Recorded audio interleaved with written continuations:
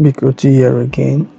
So this tutorial, I'm basically not doing anything much. I'm just explaining something. If you want to design something like this with Photoshop, and you want to print as well.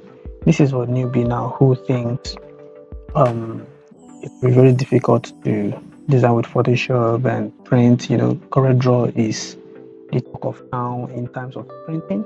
Let's not lie about that. That's what majority, in fact, that's usually what they use in printing agencies or printing press rather.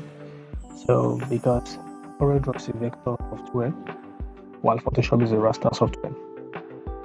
Okay, and also the color part of Photoshop and CorelDRAW are quite different. For Photoshop, it is RGB, while for CorelDRAW by default is CMYK.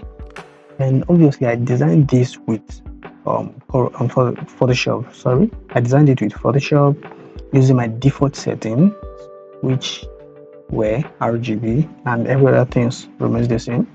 Okay, so after I did everything, I printed. It was printed on a separation, so don't get it wrong. It was printed on separation. So whoever might be telling you or advising you that learn CorelDRAW, don't learn Photoshop, don't listen to them.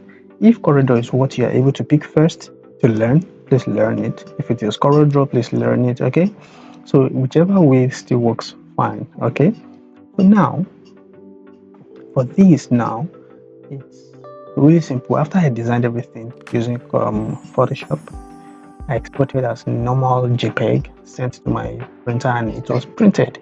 Just know what you want to do, know your size, and I think basically that's all you need to know about printing all of these things. So this was printed using separation, and you can see the whole color came out really fine.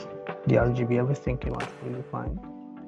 It's a full color actually, and everything came out really well. So what you just need to know is just be able to, know the size you want to design, then set it up in Photoshop and go with your design. So don't let anybody deceive you that if you design something with Photoshop, you won't be able to print it on separation. That's not true. I've been into the design industry and design business and printing business for long. And I can categorically tell you that something I've never tried before. I won't come here to tell you guys that I've done it before. Okay, so this is just a project I did last year.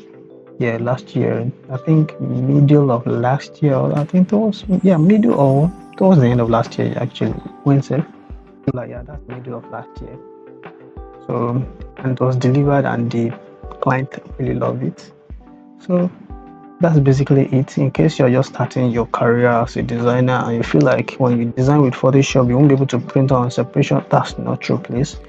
This is a result from the design I made in Photoshop and it was printed on separation technique and everything came out well. So that's basically all about this tutorial. I'm just to enlighten you and make you all know and understand that you can use Photoshop to design and print it using separation. Okay, so that's all about this tutorial. Let me know if you like this tutorial, and if you want me to drop more tips in printing and the likes, let me know in the comment section, and I'll see you another time. Thank you.